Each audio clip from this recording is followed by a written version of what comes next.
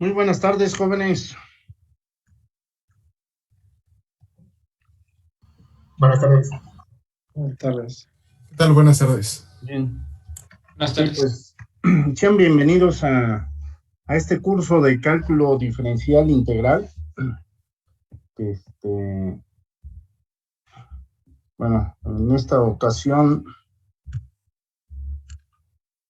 voy a habilitar la cámara. Normalmente no la habilito, pero es para que me vean.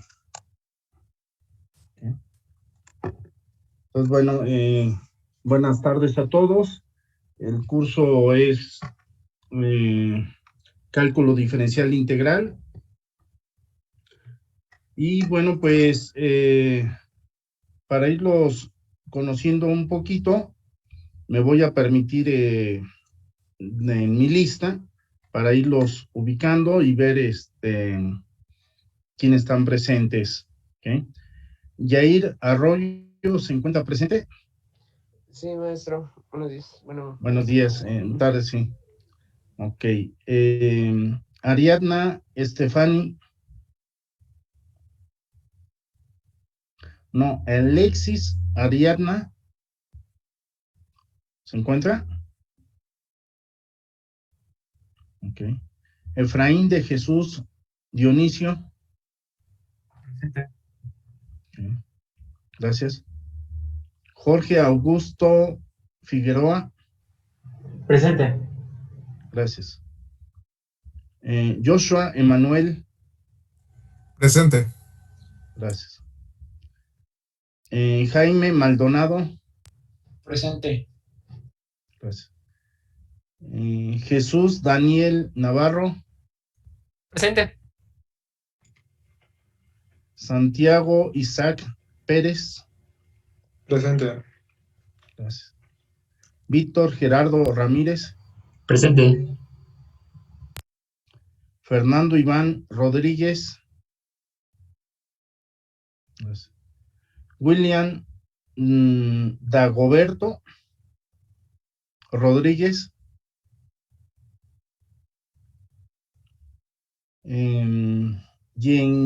Gently Andrés. Presente. Sí. Ok, gracias. Daniel Trejo. Presente. Manuel Antonio Pérez. César Antonio Sánchez. ¿Alguien faltó, jóvenes?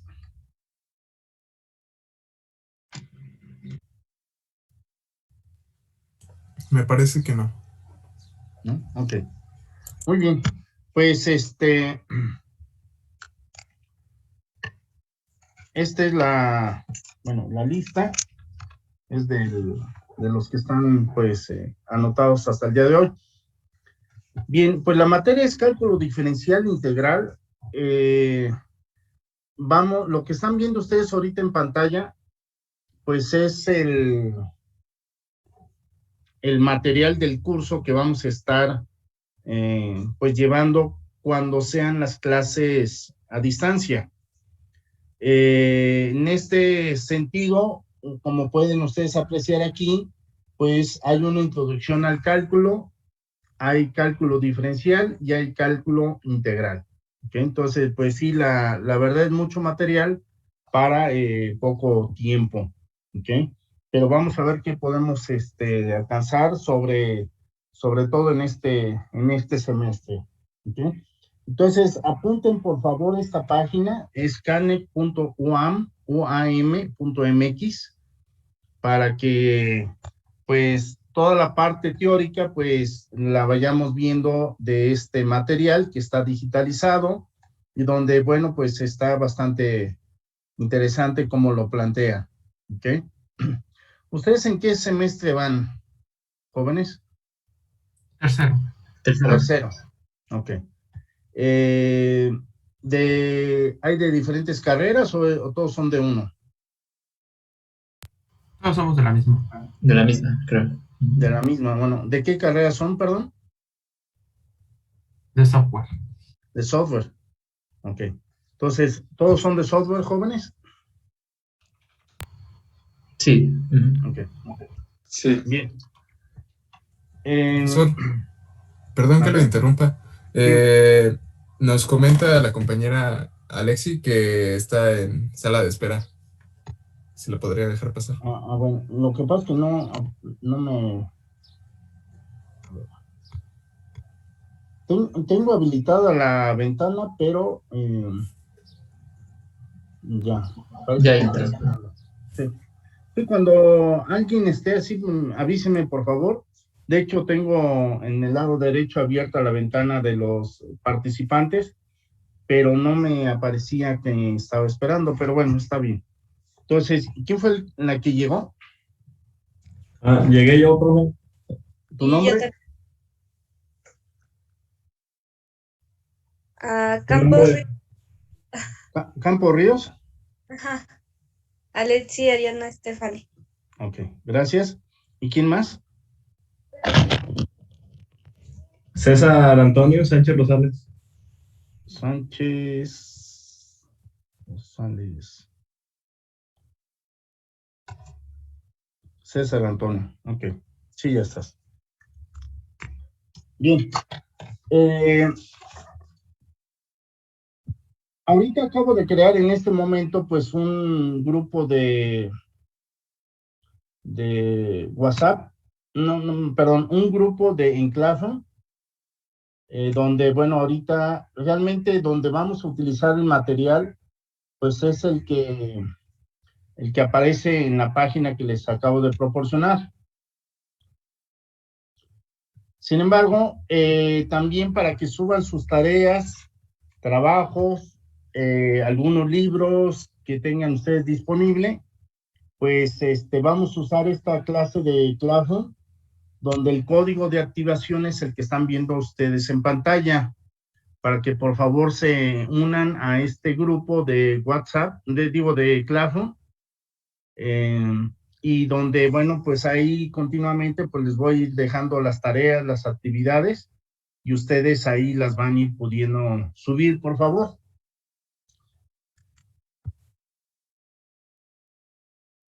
Maestro, le iba a informar que apenas me pude conectar porque no me agarraba bien el internet y me dijeron que pasó lista, entonces no sé si tengo falta. A ver, dime tu nombre. Igual yo, profe. Mi nombre es Rodríguez Pérez William. Ok. ¿Listo? ¿Quién más? Yo, mi apellido es Antonio Pérez Leonardo Manuel. Ok, muy bien. Me da mucho gusto que estén todos presentes. No faltó nadie.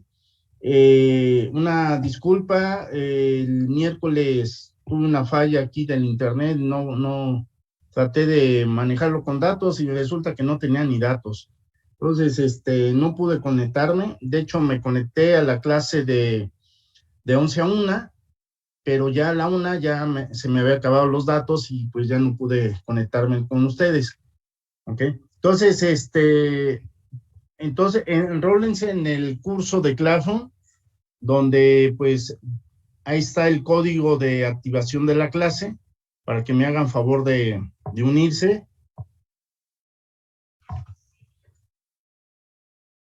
¿Ya lo copiaron? Ya. Vamos a ver cuántos. Ahorita supone que están los 15 alumnos, y de los cuales van 1, 2, 3, 4, 5, 6, 7, 8, 9, 10, 11. Bueno, todavía faltan 4 alumnos más que se den de alta, ¿no? Bueno, ahorita como ven no hay nada, pero bueno, la idea es que les suba el material y todo lo que, y bueno, pues las tareas y demás, todo ahí ustedes lo van a ir viendo, ¿ok? En este curso de Classroom. Quisiera pedirles también que hagamos un grupo de WhatsApp. No sé quién de los presentes me quiere hacer favor de crearlo, pero que le ponga exactamente el mismo nombre que está en Classroom. al grupo de WhatsApp, por favor, para no confundirme, pues, con otro grupo. Entonces, le pediría a favor que el mismo título que están viendo ustedes en la clase de Classroom, me lo pongan, por favor, en la clase en el grupo de WhatsApp. ¿Quién quiere crear el grupo?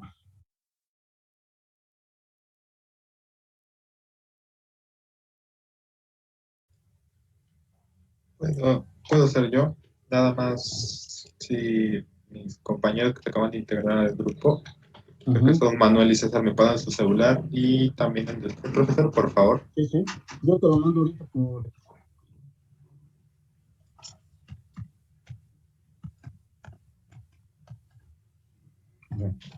Ya lo subí al chat. Este es mi número. Y bueno, te pediría el favor que pues me pongas como administrador del grupo, por favor. Ok. De momento. En lo que lo creo. Sí, claro.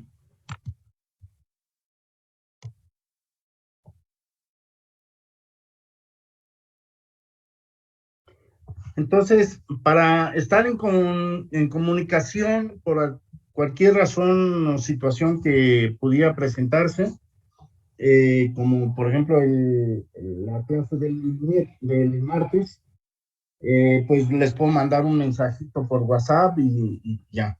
Si en algún momento las clases son presenciales, bueno, pues también cualquier situación, mantenernos en comunicación a través del grupo de WhatsApp, por favor.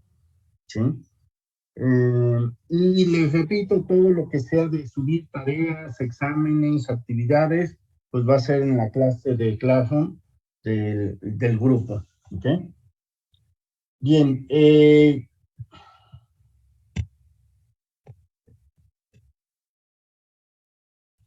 Volviendo al portal de la UAM, pues tiene perfectamente, bueno, digitalizado y tiene algunos applets de algunos ejercicios. Entonces, por eso he decidido que utilicemos este material como material del curso y que de alguna forma pues, ustedes vayan viendo el avance que vamos teniendo. De igual forma, en la siguiente clase yo les subiré por capítulos el contenido de la materia, ¿sí? Ustedes recordarán que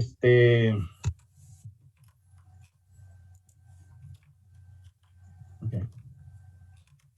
Ahí mandaron un mensaje, van a poner el link para que mejor se unan al grupo de WhatsApp cada uno de ustedes.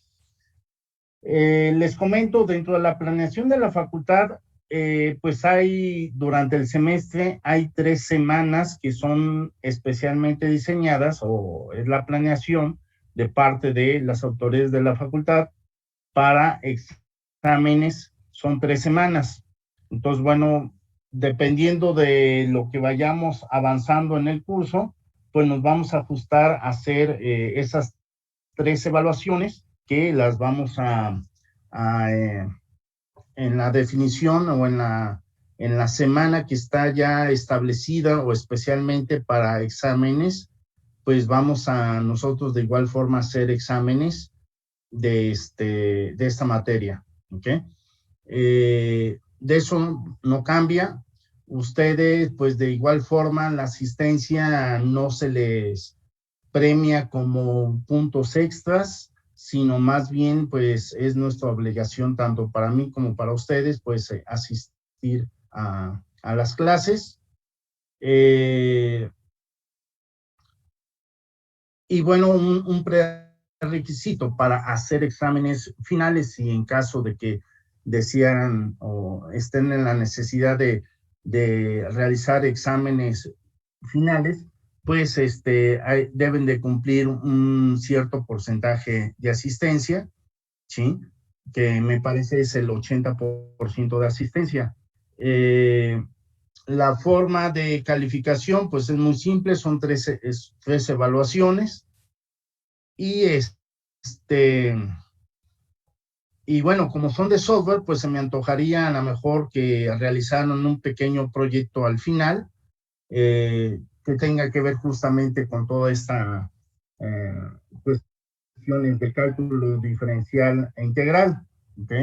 Para que pues de esa forma puedan avanzar y tengan o mejorar su calificación, ¿ok? Entonces,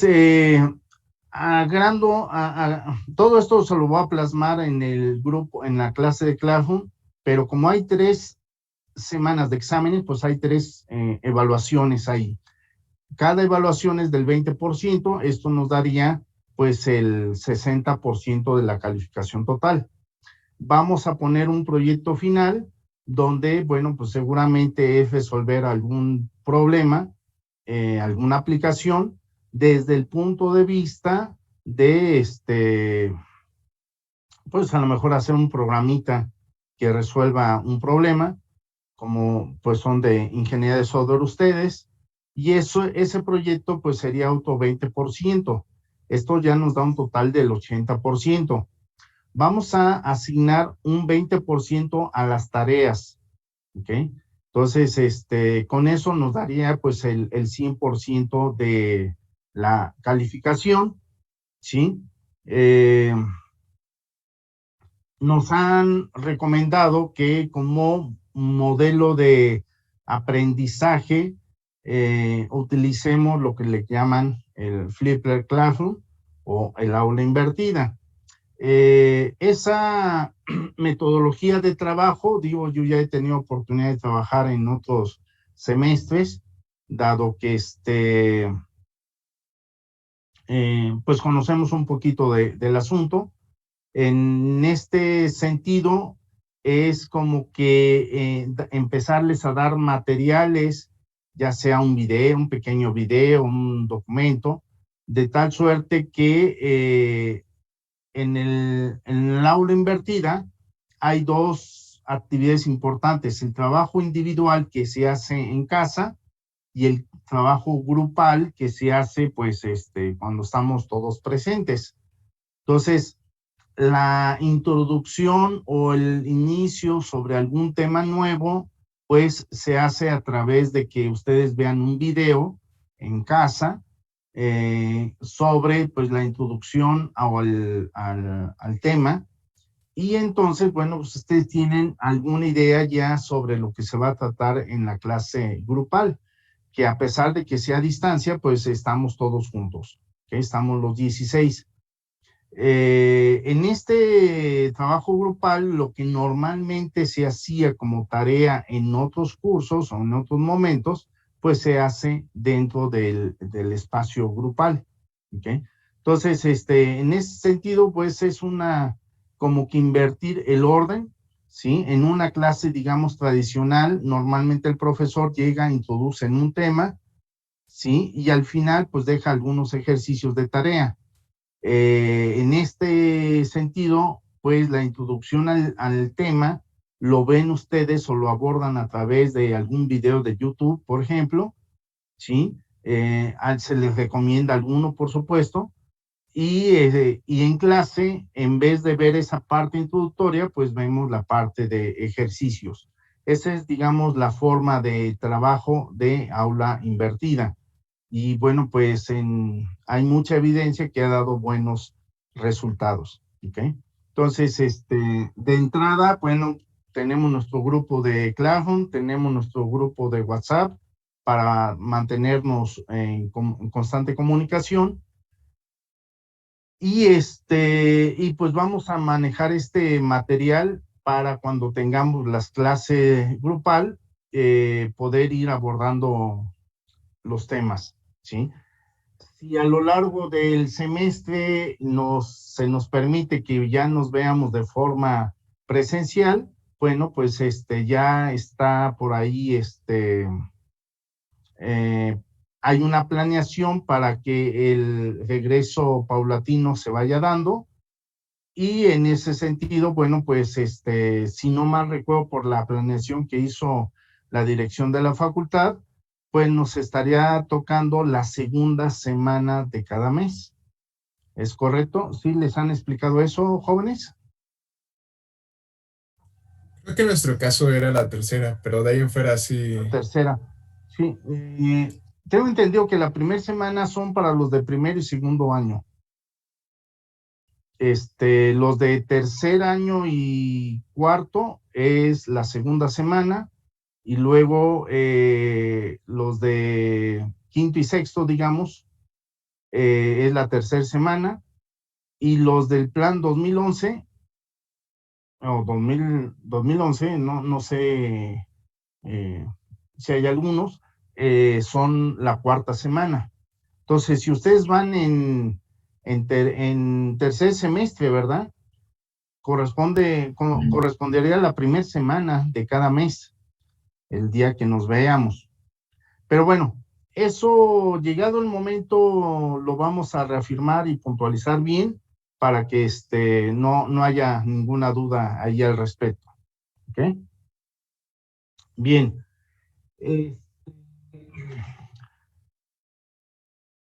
Pues rápidamente yo les platico algo en cuanto a mi persona, que me conozcan y por qué razón yo les estoy dando, digamos, la materia de cálculo diferencial integral. ¿Sí? Yo tengo la formación de ingeniero en sistemas computacionales, que pues viene siendo, digamos, el ingeniero de software de hoy en día. Estudié una maestría en ciencias computacionales y luego hice un doctorado en psicología y educación allá en la UAC. ¿Okay? Entonces, digamos, esa es mi formación académica. Como estudiante, pues nada más lo voy a decir una sola vez, ¿sí? Yo gané el primer lugar nacional sobre ciencias básicas, que incluía física, química y matemáticas a nivel universitario. Y entonces, yo actualmente, pues, yo ingresé a trabajar en la Facultad de Informática en agosto de 1993. Entonces, como ven, pues ya tengo ratito aquí en la facultad, y casualmente el hecho de haber ganado un premio nacional de matemáticas, física y química, y por muy raro que les parezca, prácticamente yo he dado de todas las materias, excepto esta materia, ¿sí? Nunca me había tocado la oportunidad de dar cálculo diferencial e integral. Pero por obvias razones, pues la verdad estoy muy emocionado de dar esta materia, dado que pues fue una de mis materias favoritas cuando fui estudiante, ¿sí? Y entonces, a lo mejor ya no tengo las habilidades, rapidez de resolver problemas matemáticos, más de cálculo diferencial integral, pero aquí estamos, ¿sí? No se preocupen, yo tengo forma de cómo ayudarlos, y sé el potencial que tiene, pues, el cálculo diferencial integral.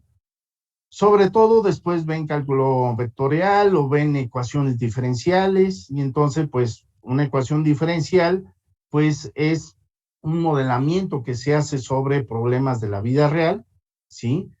Pero donde para resolver una ecuación diferencial necesitan forzosamente cálculo diferencial integral, ¿sí? Si no tienen cálculo diferencial integral, difícilmente van a poder resolver una ecuación diferencial.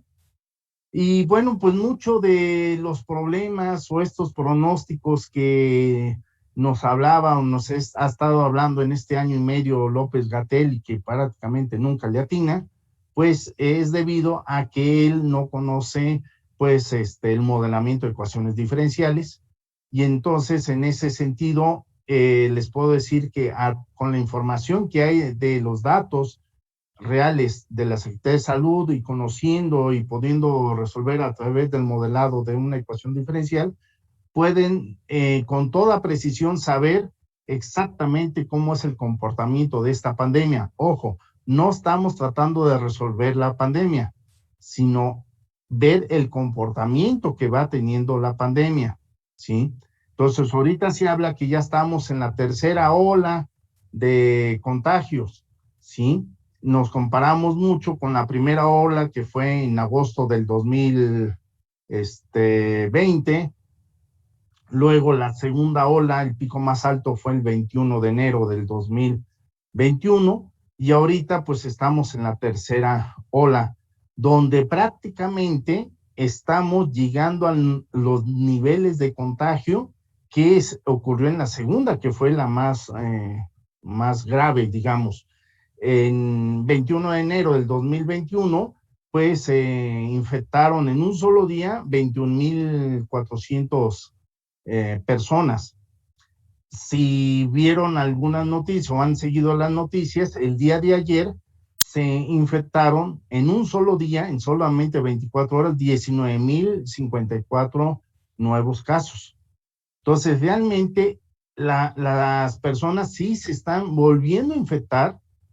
Ahorita está, por eso le llaman la tercera ola, pero a diferencia de lo que ocurría el 21 de enero del 2021, donde se murieron 1,300, 1,400 personas en un solo día, bueno, pues ayer se murieron 576 personas, ¿sí?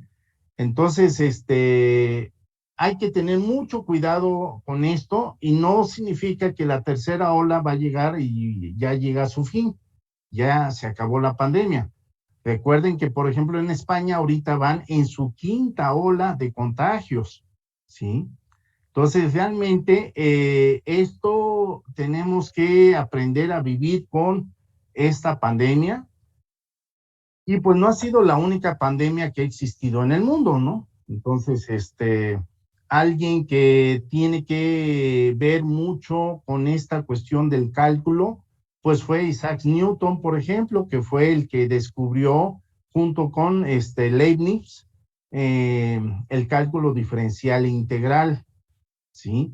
Pero pues estamos hablando 1740, donde en Inglaterra azotó la peste negra, ¿ok? Entonces, prácticamente se murieron el 74% de los ingleses, murieron a través de la peste negra, ¿sí? En Europa se extendió esta peste, pero prácticamente murieron el 38% de los europeos causados por esta pandemia, ¿no? La peste negra, ¿ok? Entonces, los grandes inventores o que formularon el teorema fundamental del cálculo se debe a Isaac Newton y a Leibniz, ¿ok? Y hay toda una teoría en cuanto a todo esto, ¿no? A causa de la pandemia, pues la Universidad de Cambridge cerró sus puertas, sus estudiantes se fueron a sus casas, así como pues en esta ocasión, y pues viviendo en casa, realmente Isaac Newton como estudiante en clases presenciales no sobresalió. Él sobresalió cuando estuvo en el confinamiento en su casa, sin hacer nada, y entonces pues se aburrió, y entonces empezó pues a tratar de hacer un planteamiento de las cosas. ¿Qué fue lo que le motivó a Isaac Newton? ¿Quién sabe esa historia? ¿Qué fue el golpe de suerte que lo animó a ponerse a investigar algo? ¿Alguien sabe esa historia?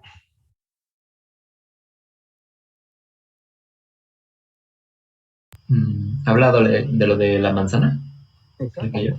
Exacto, él estaba en su casa, él vivía una familia rica, se le dice pudiente, entonces realmente él no se tenía que preocupar por lo que iba a comer no, entonces, pero estaba encerrado, duró un par de años encerrado en su casa, y entonces, bueno, pues dentro de su casa había un pasto, un árbol de manzana, y pues estaba cómodamente sentado debajo del árbol, y entonces vio cómo una manzana se desprendía del árbol, se cayó, de hecho le pegó, pero entonces volteó al cielo y vio la luna.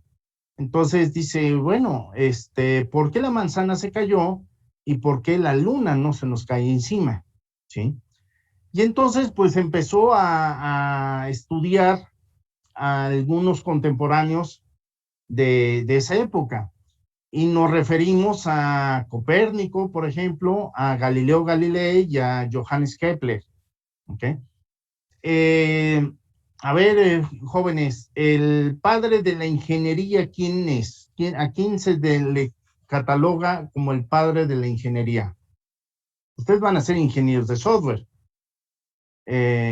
Por el software es por la computadora, hacer programas, pero al final de cuentas van a ser ingenieros. Entonces, el padre de la ingeniería, ¿quién es? ¿Alguien sabe ese dato?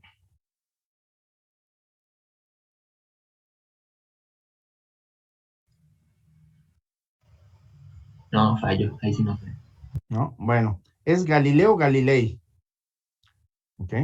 Me investigan por qué él es el padre de la ingeniería. ¿Ok? Hubo un personaje de 250 años antes de Cristo, y me refiero a Arquímedes. ¿Alguien sabe algo de Arquímedes? Es según yo, no recuerdo si era griego o romano, que en un experimento que tenía que ver con la atención superficial, ayudó al rey o emperador de esa época a saber si una corona tenía la cantidad de oro que se supone debía tener. Así es. Sí, efectivamente, bueno, era griego y los griegos estaban dentro del Imperio Romano. ¿Okay? Entonces, pues realmente era griego, era romano, pues era ambos, ¿no? Pero efectivamente ese pasaje de la corona, estamos hablando 250 años antes de Cristo. Y entonces efectivamente un rey le dice, bueno, yo mandé a hacer una corona de oro, ¿sí? De hecho le di los pedazos, los tabiques de oro, casi, y pero dudo, yo no sé si efectivamente mi corona pesa exactamente igual al oro que yo le proporcioné al que lo hizo, ¿sí? En aquel entonces se conocían ciertas figuras geométricas para saber pues, su área, su perímetro, su volumen, pero no de una corona. Entonces, eso se lo encomendaron a Arquímedes para que pues le dijera, a ver, digamos, yo le di 2 kilos de oro y la corona pesa 2 kilos de oro. Bueno, la corona pesa 2 kilos, pero realmente ¿será oro o no será oro? O a lo mejor me lo mezcló con alguna otra cosa y entonces pues ya me vio la cara. Tenía la sospecha el rey de que no era totalmente oro, pero quería saber cuánto pesaba. Pero no había forma de cómo hacerlo en aquel entonces. Entonces, algo que sucede con los matemáticos de hoy en día, realmente el padre de las matemáticas, yo creo es Arquímedes para los matemáticos, porque llegó un día en que Arquímedes se bañaba todos los domingos, nada más los domingos se bañaba. Entonces, pues le ponían había una tina en su baño, la llenaban de agua y pues ya él se sumergía. Entonces llegó en alguna ocasión, le llenaron hasta el tope la tina de agua. Y entonces pensó Arquímedes, caray, me voy a meter y voy a desparramar el agua. Pero pues dice, pues ya, se desnudó y se metió. Pero entonces pensó, cuando me metí a la tina, el peso de mi cuerpo hizo que desplazara cierta cantidad de agua. Y ese hecho fue lo que lo inspiró a cómo saber el peso de la corona.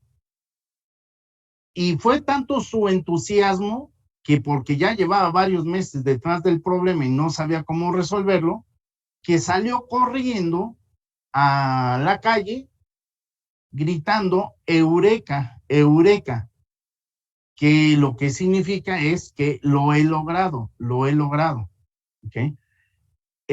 Cuando reaccionó, pues estaba en una plaza donde pues era domingo y había plaza, pero lo vieron desnudo, ¿sí?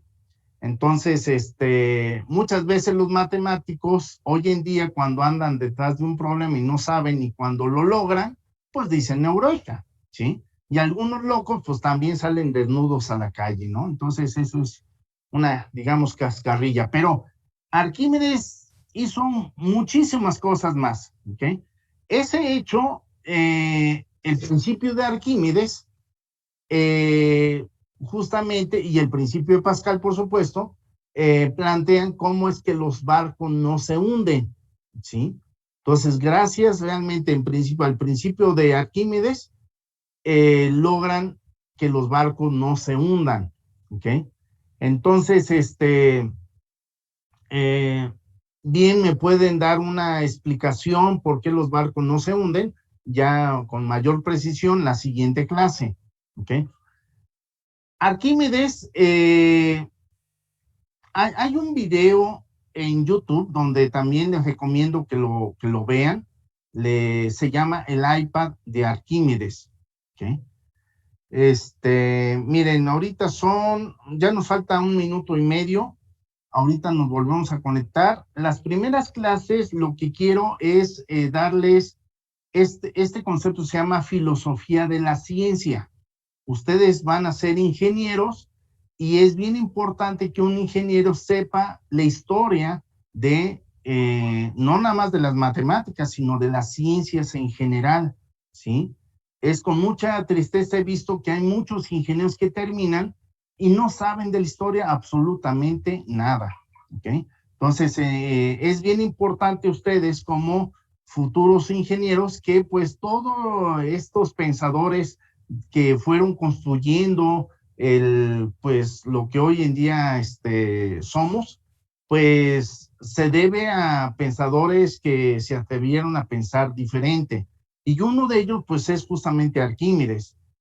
También está Sócrates, está Platón, está Aristóteles. Si nos vamos todavía más para atrás, está hasta Pitágoras. Pitágoras es de 550 años antes de Cristo. Y ya ven, en el teorema de Pitágoras resolvemos triángulos rectángulos, ¿ok? Entonces sí es importante que conozcamos la historia para poder entender el presente y poder hacer algo innovador en el futuro, ¿ok? Ya nos sobran unos segundos, les pido que nos volvamos a conectar con el mismo link una vez que se acabe esta sesión de los 40 minutos de Zoom.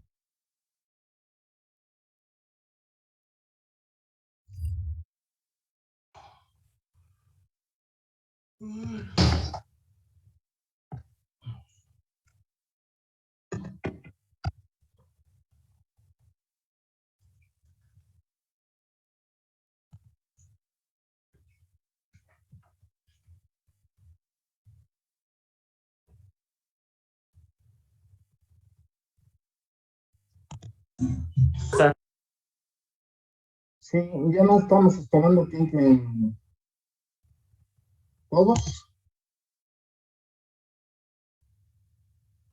Me está faltando uno.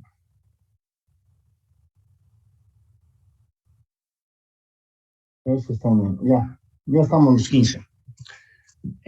Bien, lo que le estaba entonces comentando es de Arquímedes.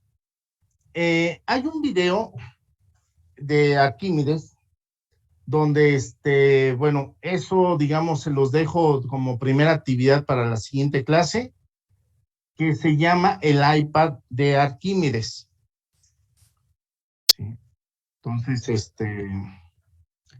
yo ahorita, déjenme buscarlo. Déjenme entrar a YouTube para que ubiquen cuál es.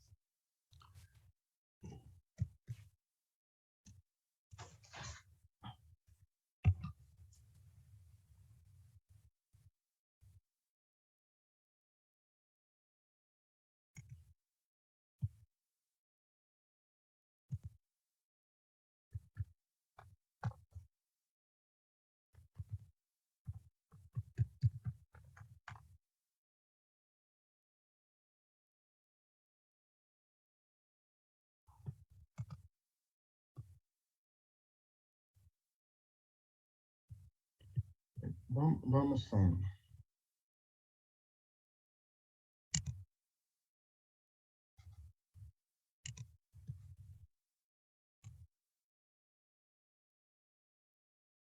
Vamos a ver este iPad, este video, para que entendamos un poquito la vida de Arquímedes, ¿ok? Dura 17 minutos. Para que lo escuchen, pues voy a quitar el micrófono y el mío, y usamos el del sistema, creo entender, para que escuchen, ¿no? Entonces, ¿sí están viendo el video? Sí.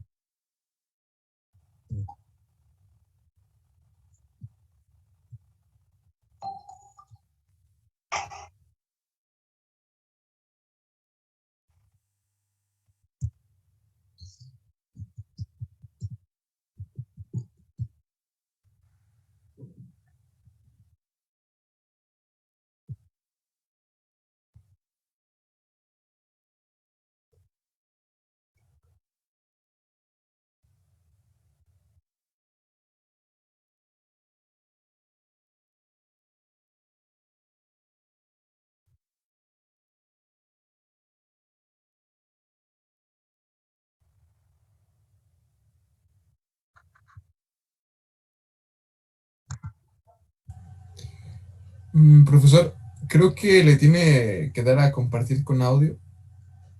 Compartir con audio. Sí, a la hora de ponerle en compartir pantalla debería aparecerle abajo a la izquierda una opción que diga compartir audio también. Ok.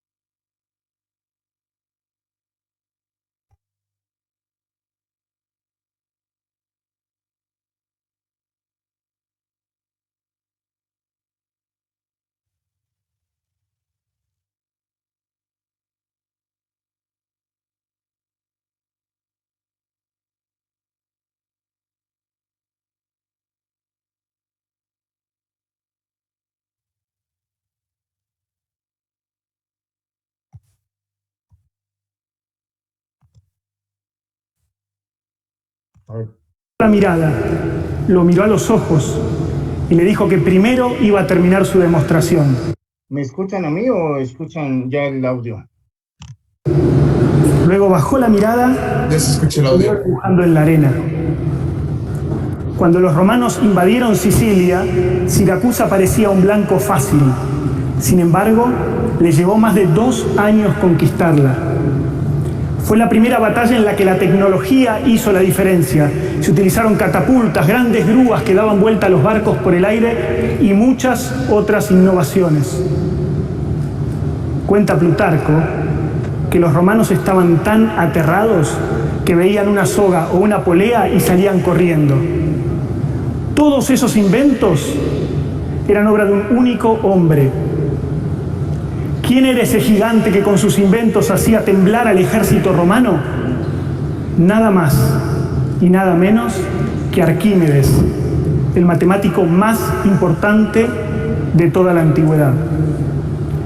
Finalmente los romanos conquistaron la ciudad. Al soldado obviamente le molestó la actitud de Arquímedes y lo atravesó con su espada. Un terrible error que tuvo que pagar muy caro, porque su general, Marco Claudio Marcelo, admiraba profundamente a Arquímedes. De hecho, Marco Claudio, pudiendo llevarse todos los tesoros de la ciudad, eligió uno solo que cabía en cualquier bolso. Un aparato que había hecho Arquímedes. Cicerón nos cuenta que era una especie de planetario portátil que mostraba la posición del Sol, de la Luna, de las estrellas, y que cuando lo hizo funcionar, predijo eclipses. ¿Cómo habrá sido ese planetario portátil? Cicerón dice que jamás pensó que un ser humano podía ser tan genial para hacer algo así. El general romano lo prefirió antes que a cualquier otro tesoro. ¿Cómo habrá sido? ¿Se imaginan lo que sería tenerlo en las manos? Poder estudiarlo, poder investigarlo, poder tocarlo. Sin embargo, como tantas maravillas de la antigüedad, se había perdido para siempre. O al menos eso parecía, porque en 1900 se encontró un barco hundido en el fondo del Mediterráneo, cerca de la isla de Anticítera, lleno de tesoros de la época de los griegos, impresionantes estatuas, joyas, monedas, y algo muy curioso, esto, un montón de fragmentos de lo que parecía ser una especie de reloj antiguo lleno de engranajes. Esto ya era tremendamente revolucionario porque aparatos así aparecen recién a fines de la Edad Media, 1500 años después. ¿Estaríamos frente a los restos del aparato de Arquímedes? Para contestar esta pregunta, primero teníamos que reconstruir el aparato original a partir de los fragmentos y volver a hacerlo funcionar. Una tarea quijotesca que ya lleva más de un siglo. En los años 50 trabajó un norteamericano, Sola Price, y luego dos británicos, Michael Wright a partir de los 90 y Tony Fries y su equipo, que arrancó en el 2000. Justamente el equipo de Fries sacó unas tomografías de muchísima resolución que nos permiten ver el interior de los fragmentos. Miren ustedes.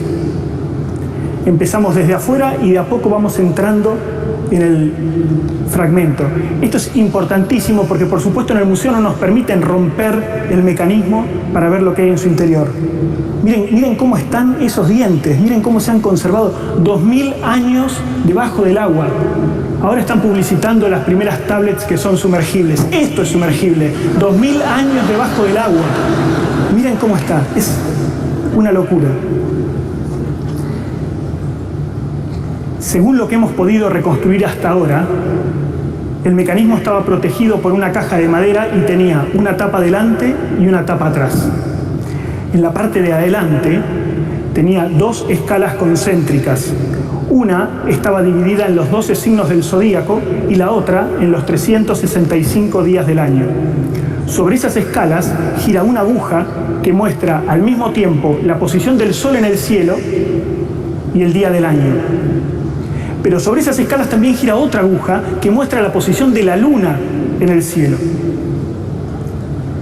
El error de esa aguja, según los valores actuales, es de 0,0002 días por vuelta. Pero eso no es todo. La Luna en su recorrido no va a una velocidad constante, sino que a veces acelera y a veces desacelera. Estos tipos habían logrado que la aguja de la Luna tampoco fuera a una velocidad constante, sino que de hecho acelerara cuando la Luna va más rápido y desacelerara cuando va más despacio. Y como si esto fuera poco, además, la aguja de la Luna tenía una pelotita, mitad pintada de negro y mitad pintada de blanco, que giraba mostrando las fases de la Luna. Si me preguntan a mí, solamente Arquímedes puede haber hecho algo así. En la parte de atrás tenemos dos grandes relojes en forma de espiral. El de abajo es un predictor de eclipses. ¿Se acuerdan que Cicerón dijo que el de Arquímedes predecía eclipses? Los eclipses se repiten cada 223 meses. Para cada uno hay una celda, la mayoría están vacías, pero cuando hay un eclipse, la celda informa si será solar o lunar, si se lo podrá observar o no, e incluso a qué hora sucederá. El de arriba tiene dos pequeños relojes en su interior. Uno de esos da una vuelta cada 4 años y le informaba al usuario cuándo sucederían las Olimpiadas.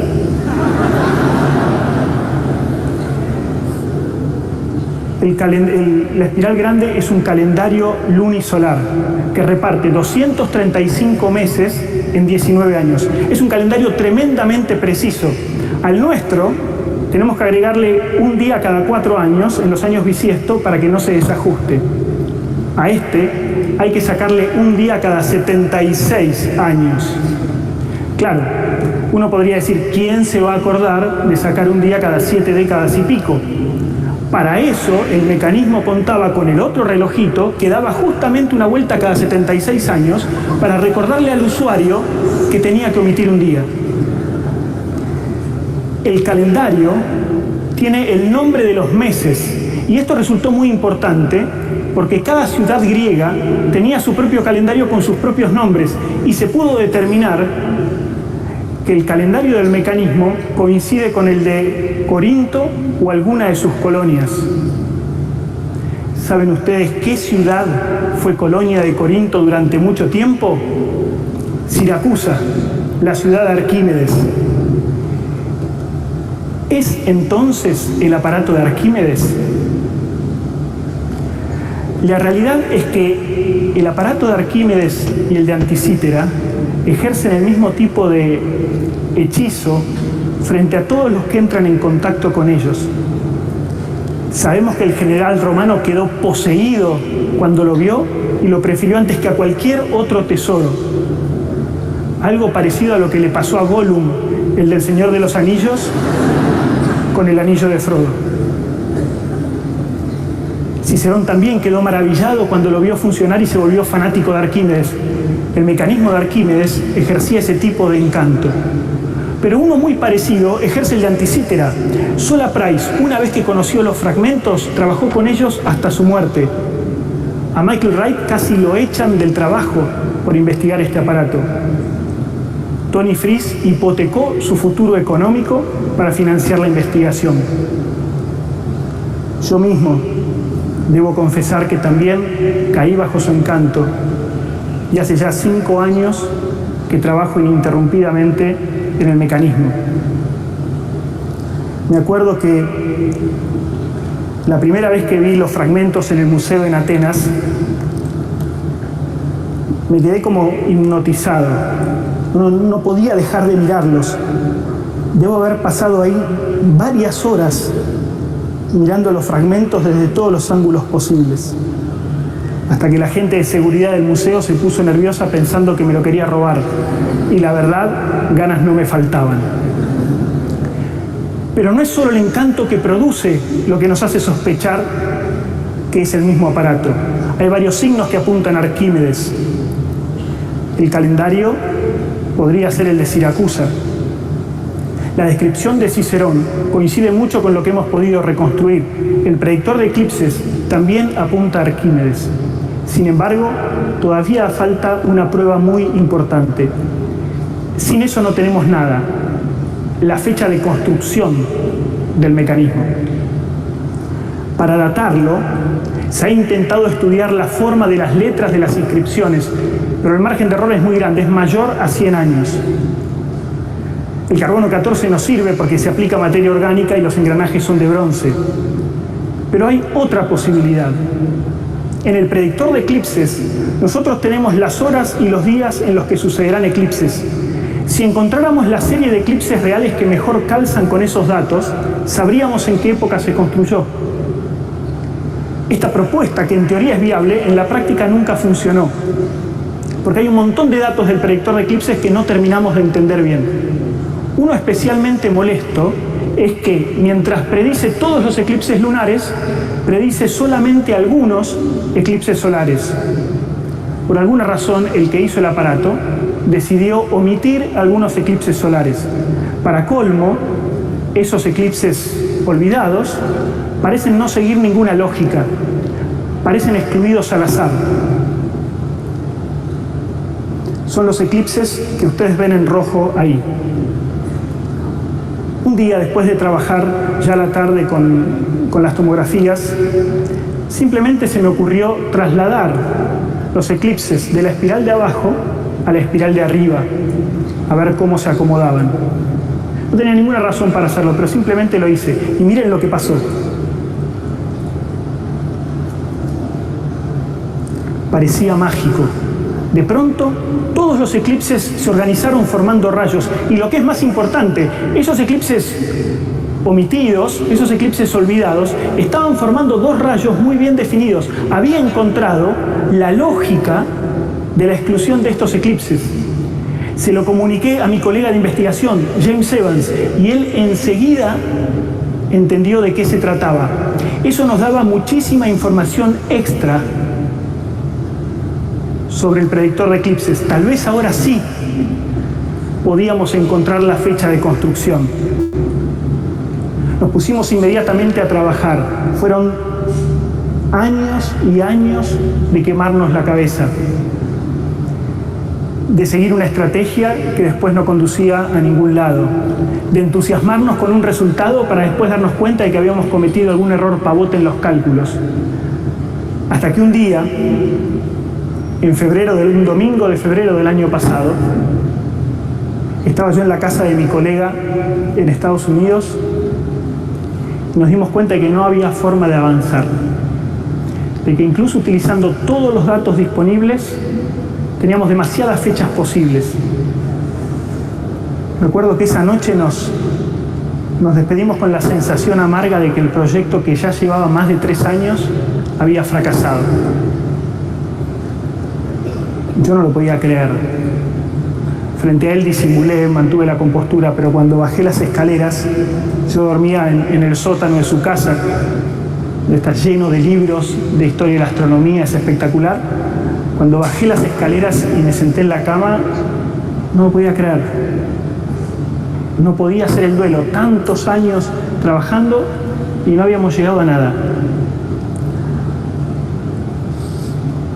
Me puse a repasar, me puse a hacer las cuentas de nuevo, me puse a revisar todo, hasta que de pronto se me ocurrió considerar un dato de la anomalía lunar que no habíamos tenido en cuenta, y ese dato resultó tremendamente poderoso. Hice las cuentas y eliminó a todos los candidatos excepto uno. Esa noche encontramos el resultado. Pensar que estuvimos a punto de abandonar, que estábamos ahí nomás de la solución. Hoy, después de más de 1 año y medio de revisar cuidadosamente todos los cálculos y de chequear absolutamente todos los datos, les puedo anunciar oficialmente que el primer eclipse del mecanismo sucedió el 25 de junio del año 205 a.C. a las 15:35 hora local de Atenas.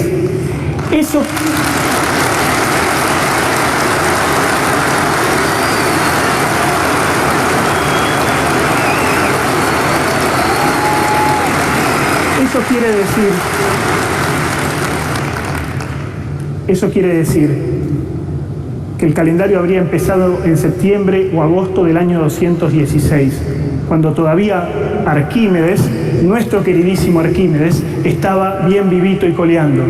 Sí, señoras y señores, este mecanismo podría haber sido hecho por el mismo Arquímedes. Me imagino que a la tarde, cuando lleguen a sus casas, se van a poner a buscar información por internet sobre el mecanismo. Si alguno no lo está haciendo ahora, ya escondidas en su celular, pueden hacerlo, hay muchísima. Pero si de pronto se dan cuenta de que hace ya 10 horas que están frente a la computadora, de que se olvidaron de almorzar o de cenar, o que faltaron al trabajo, cuidado, cuidado. Tal vez ya sea demasiado tarde y habrán caído, como muchos de nosotros, poseídos por su encanto.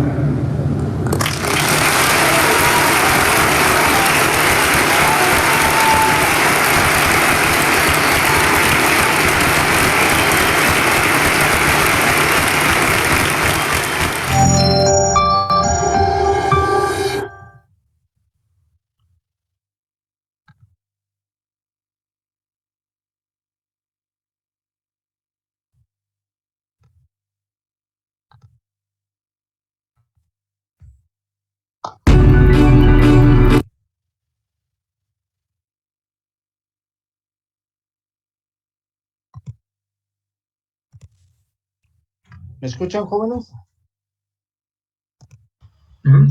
Sí. Sí, profe. Bien. A ver, entonces,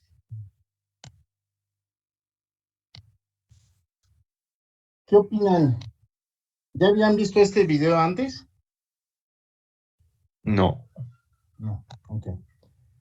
Miren, Arquímedes, aquí el que hizo esta conferencia, pues dio datos muy precisos de las cosas que hacía Arquímedes, ¿sí? El primer análisis que quiero que hagamos es el siguiente. Con este aparato, Arquímedes, 250 años antes de Cristo, sabía perfectamente que la Tierra era redonda, ¿cierto? Sí. Ok. También sabía que el centro del universo era el Sol y no la Tierra, porque sabía el movimiento de los planetas, el movimiento de los, ¿cómo se llaman? Bueno, de la Luna, de los cometas,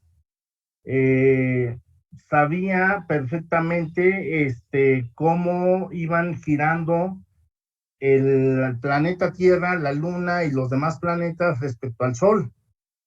Todo eso lo sabía perfectamente. Hubo una figura, ustedes, bueno, han oído hablar a lo mejor de Sócrates. Sócrates tuvo un discípulo que fue Platón, y Platón tuvo un discípulo que fue Aristóteles.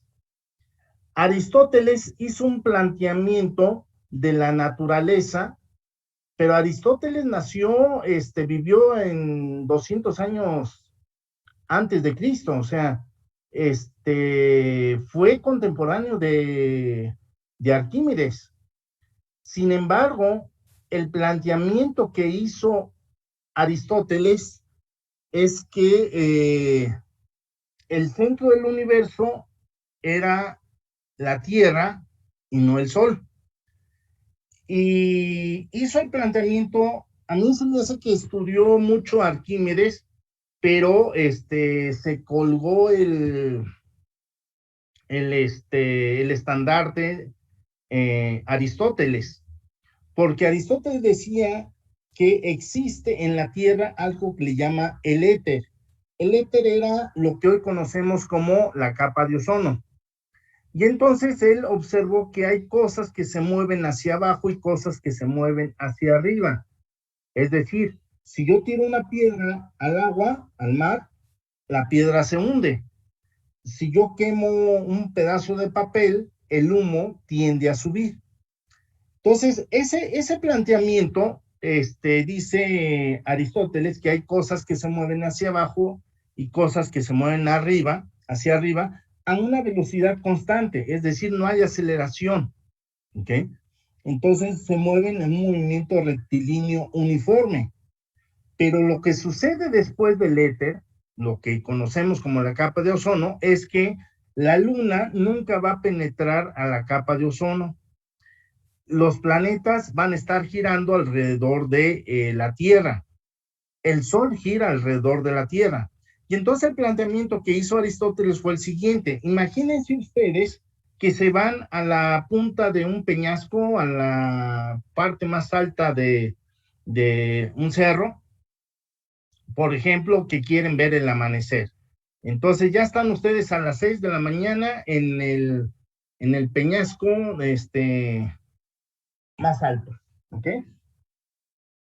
Ustedes ahí van a, si llevan su almuerzo, ustedes no se mueven de ahí, ven como a las 6:45 ven en el horizonte cómo sale el sol.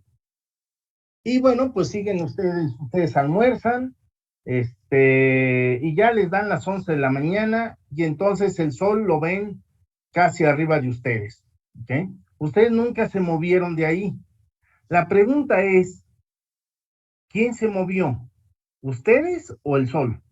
¿Qué contestarían ustedes?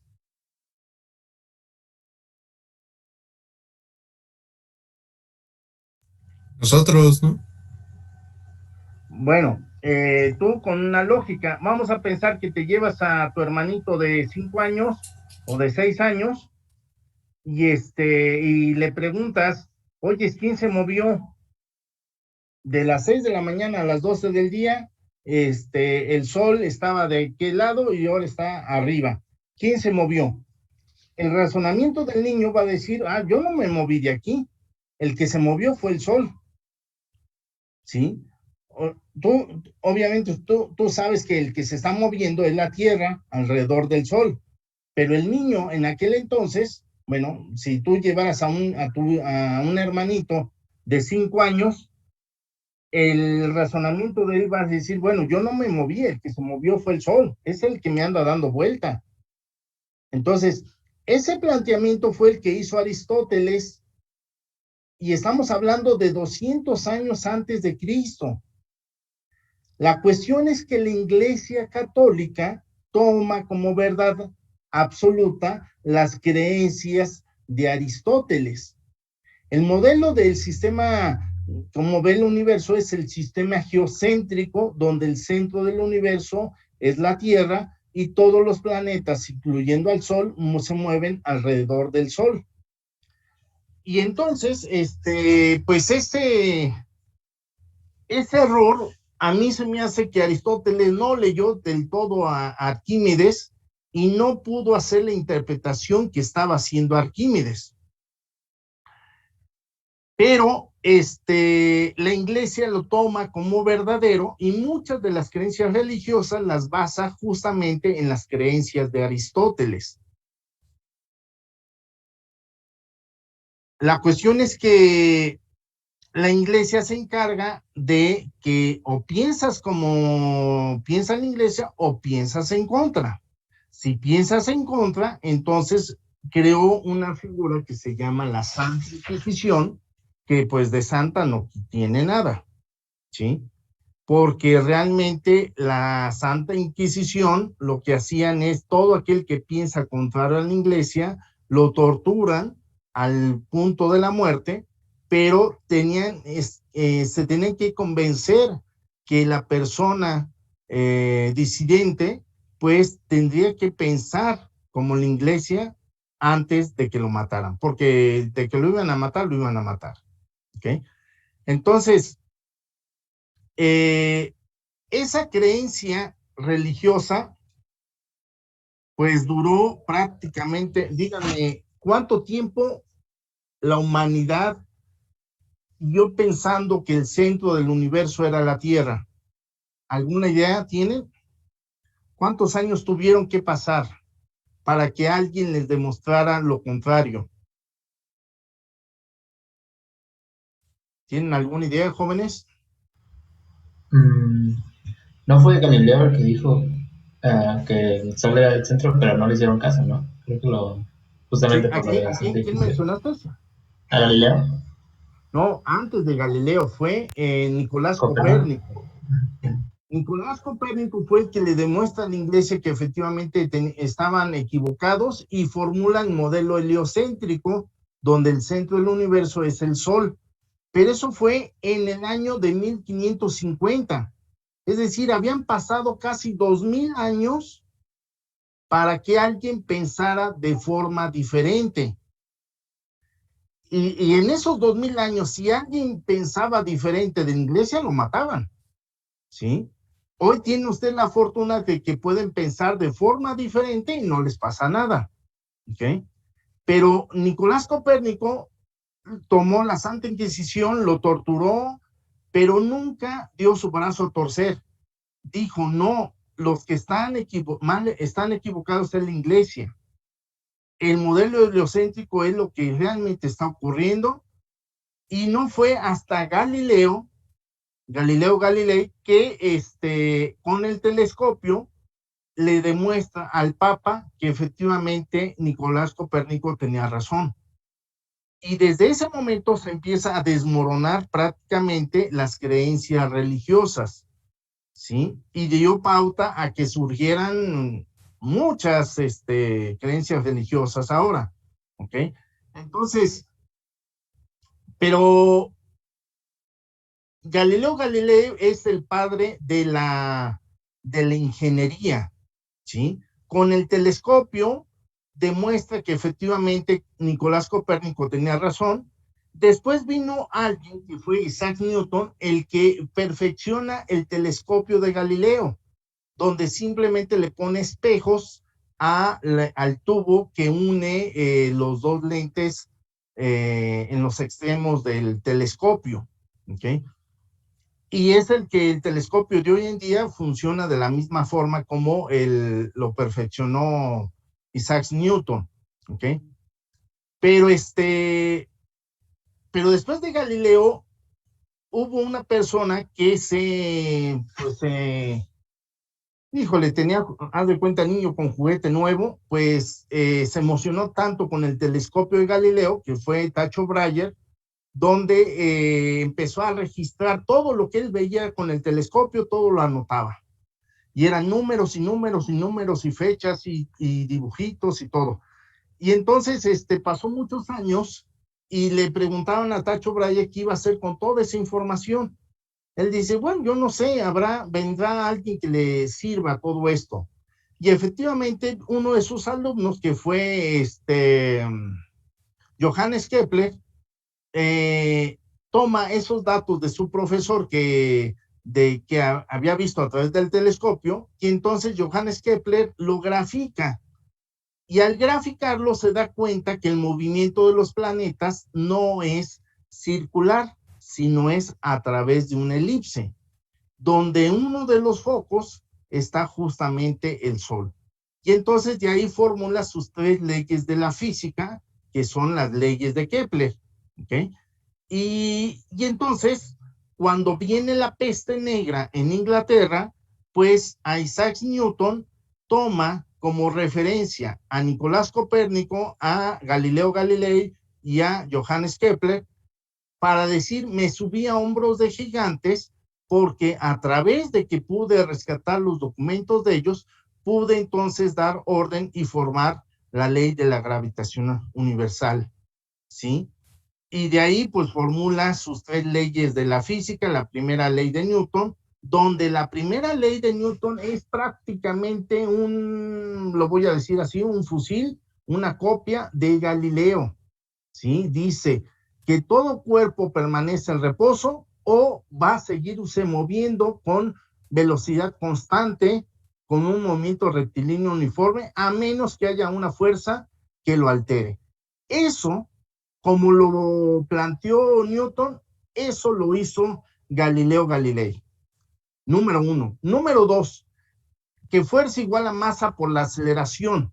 Galileo también lo había demostrado, pero no había tenido la fortuna de cómo demostrarlo. Es decir, él pensó que 2 objetos de diferente peso, pero de la misma masa, caen al mismo tiempo a la Tierra. Entonces él se sube a una torre de Pisa que está en Italia, y la torre que está inclinada, y bueno, suelta 2 objetos de una pluma y una piedra, y entonces su teoría dice que van a llegar al mismo tiempo al suelo. Pues no, resulta que la piedra llegó primero y la pluma llegó mucho después. Entonces él dice, no, lo que pasa es que como existe la fricción del aire, me detiene, pero si hubiera un lugar donde no haya fricción del aire, los 2 objetos son atraídos al centro de la Tierra a la misma fuerza, ¿sí? Y entonces, bueno, pues de eso que formuló que fuerza igual a masa por la aceleración, ¿sí? Si la masa es la misma, la aceleración o la fuerza de la gravedad es la misma con la que traen los cuerpos al centro de la Tierra, ¿sí? Eso lo demostró Galileo y dijo que, bueno, si existiera un lugar, pues eso es lo que iba a pasar. Cuando el Apolo 13 fue a la Luna, el primer experimento que hicieron fue justamente el de Galileo. Y entonces ahí se demostró que efectivamente Galileo tenía razón, ¿ok? Entonces, ustedes, por ejemplo, tienen un peso. la Tierra no es cilíndrica, totalmente, no es circular, es ovalada, tiene forma de huevo. Es decir, en el ecuador ustedes pesan lo que pesen, bueno, pero son atraídos hacia el centro de la Tierra de la misma fuerza. Pero si se van a los polos, ustedes van a pesar un poco menos. Si se van a la Luna también tiene una fuerza de atracción hacia el centro de la Tierra, pero pues, obviamente pues van a pesar mucho menos. ¿Okay? Entonces, si quieren bajar de peso, pues vayan a la Luna, ¿no?